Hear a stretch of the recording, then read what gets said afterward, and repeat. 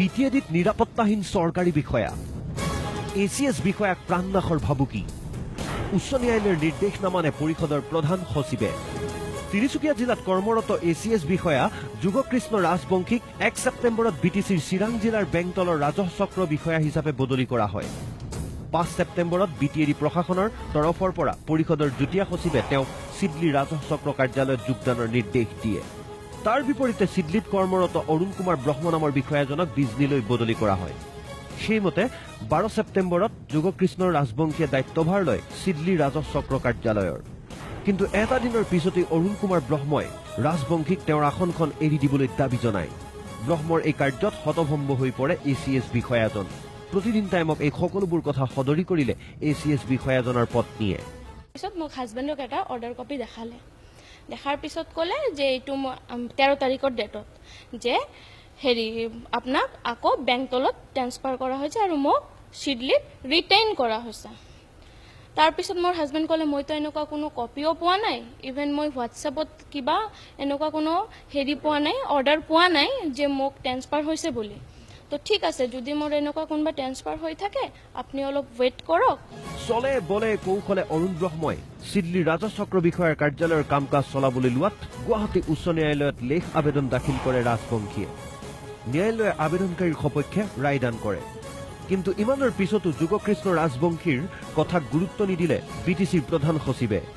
বিষয়াজনক প্ৰধান সচিবে কটু কথা শুনোৱাৰ লগতে ন্যায়ালয়ৰ নিৰ্দেশক নামানো বুলি কৈ ঘূৰাই পঠায় হেতু অৰ্ডাৰটো লাষ্টত ইহঁতে বাধ্যত পৰি ৰিচিভ কৰিলে ৰিচিভ কৰাৰ পিছত তেখেতে মই প্ৰিন্সিপাল সেক্ৰেটাৰীৰ তাত গ'লো প্ৰিন্সিপাল সেক্ৰেটাৰীক লগ কৰিলো আকৌ BC ফুকন তো মই অৰ্ডাৰটো দিলো যে স্যাৰ এনেকুৱা মোৰ এটা হাইকোৰ্টৰ অৰ্ডাৰ ওলাইছে এটো কাইন্ডলি আপুনি পঢ়ক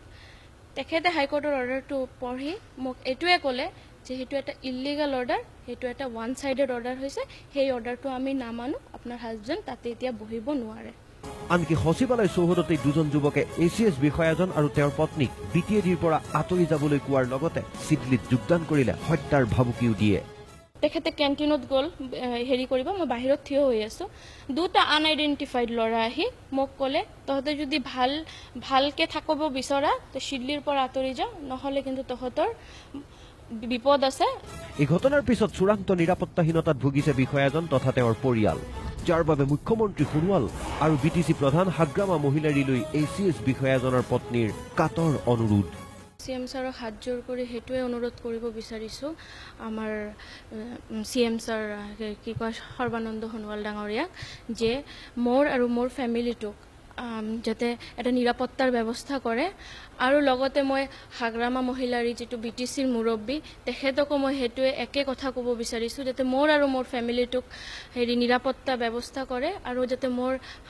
হাজবেণ্ডৰ হাইকোৰ্টৰ যেটো মানে অনাৰেবল হাইকোৰ্টৰ যেটো অৰ্ডাৰ এটা হেৰি হৈছে হেতু যাতে মানে কাৰ্যকাৰী হয় ব্যুৰো ৰিপোৰ্ট প্ৰতিদিন টাইম